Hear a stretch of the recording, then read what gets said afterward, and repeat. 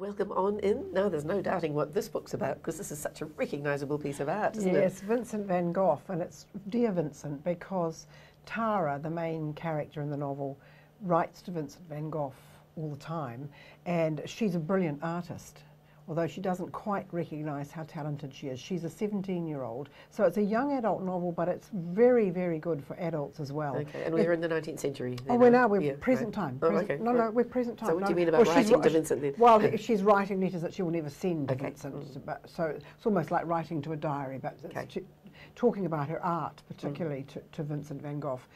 No, so it's in present time, New Zealand and Ireland as well.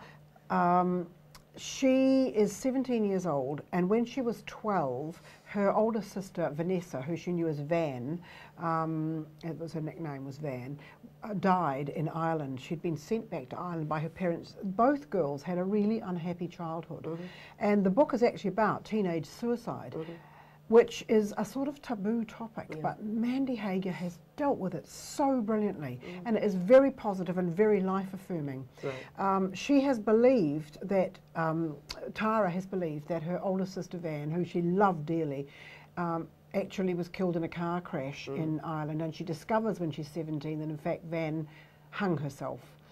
Hanged herself in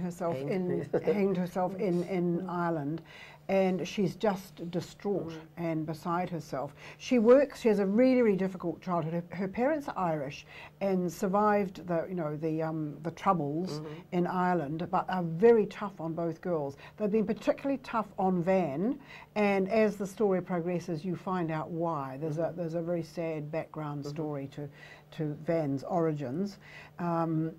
And this girl, Tara, her only solace is in her brilliant painting and her writing her letters to Vincent van Gogh. She adores his work. She ends up, she befriends an elderly man in a rest home, a wonderful guy who's a double amputee, quite an elderly man, who's very wise. He's been a professor, they form a bond, and she has to look after him. It's her after-school job, working in an old people's home, but they form this lovely bond, and he just becomes a guide to her and helps her, and they decide together the best thing for her to do to help deal with this problem is for her to go to Ireland and stay with her aunt and uncle, who love her and are most welcoming. She does this. She spends every cent she's saved up with a bit of help from her rather reluctant mother and goes to Ireland and is very seduced, goes to the place where Van killed herself and is very seduced by the whole idea that maybe I should do this too. This is the time and the place.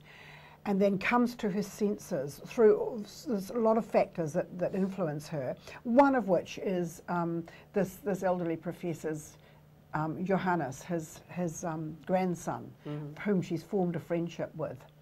And in the end, she realises that's a cop-out, that there is still a lot to live for, including she ends up going with Johannes to Paris and going to that museum in Paris to see Vincent van Gogh's paintings, and it's just joyous when she sees the real paintings. So one has to get through quite a lot of darkness to get to some Van Gogh sort of sunshine at the end. It's very positive, and yeah, I mean, I think for any teenagers who are feeling depressed or stressed or upset, it's actually extremely life-affirming and would make them choose life, not death.